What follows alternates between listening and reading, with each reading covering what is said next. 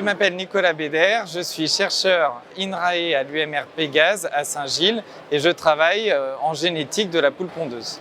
Je travaille en particulier sur les capacités d'adaptation des poules pondeuses à des changements d'environnement et ça implique notamment leur capacité à constituer des réserves d'énergie et à pouvoir les remobiliser ensuite. J'ai été recruté dans le cadre de la transition agroécologique des systèmes d'élevage et dans ce cadre-là, en particulier en Union européenne, on a de plus en plus de systèmes qui sont alternatifs à la cage.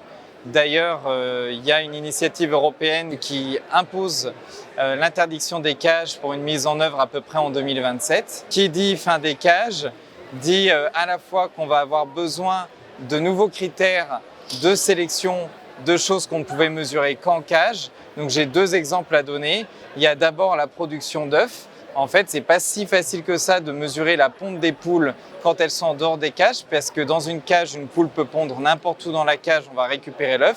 En dehors des cages, elle peut être amenée à pondre en dehors du nid, et donc il faut en plus inciter les poules à aller dans le nid. Un deuxième exemple, c'est que les poules peuvent être très agressives entre elles, et donc à partir du moment où on va laisser les poules évoluer dans des grands groupes, il faut pouvoir faire en sorte qu'elles aient des interactions sociales appropriées entre elles. Et après, plus généralement, les systèmes agroécologiques, ils vont avec une posture de moins maîtriser l'environnement des animaux. Et donc ça veut forcément dire qu'on va faire prendre des risques aux animaux. Donc ça peut être des risques de vagues de chaleur, ça peut être des risques viraux, ça peut être des risques de prédation. Et donc il faut pouvoir donner aux poules les aptitudes de lutter contre ces perturbations-là.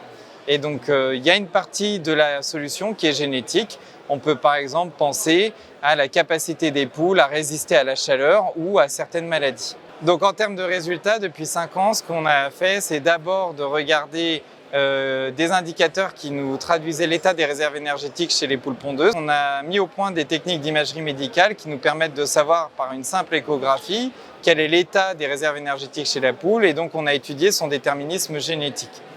Ensuite, on a regardé quelle était l'aptitude des poules à utiliser des nids. Et donc pour ça, on a mis au point 14 critères de sélection qui peuvent être utilisés par les entreprises de sélection pour améliorer l'aptitude des poules à aller pondre dans un nid. Et enfin, on a travaillé sur la résilience des poules pondeuses. On a montré qu'il y avait 3 indicateurs de résilience qui étaient d'origine génétique, ce qui veut dire qu'on est capable de faire de l'amélioration génétique de la résilience des poules pondeuses à des perturbations de leur environnement.